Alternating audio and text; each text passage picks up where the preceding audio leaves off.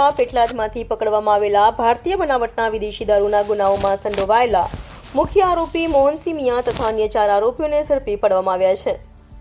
તારીખ 24/12/2024ના રોજ એલસીબી દ્વારા પેટલાદ શહેરમાંથી ભારતીય બનાવટના વિદેશી દારૂની કુલ 379 બોટલ કિંમત ₹5,58,419ની કિંમતનો મુદ્દામાલ પકડવામાં આવ્યો હતો, જે અંગે પેટલાદ ટાઉન પોલીસ સ્ટેશનમાં 2 ગુના નોંધવામાં આવ્યા હતા।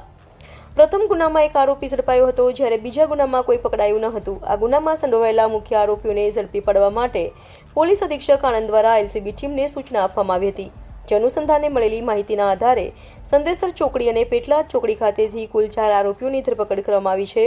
તમામ આરોપીઓને નામદાર કોર્ટમાં રજૂ કરી રિમાન્ડ મેળવવાની કાર્યવાહી હાથ ધરવામાં આવી રહી છે।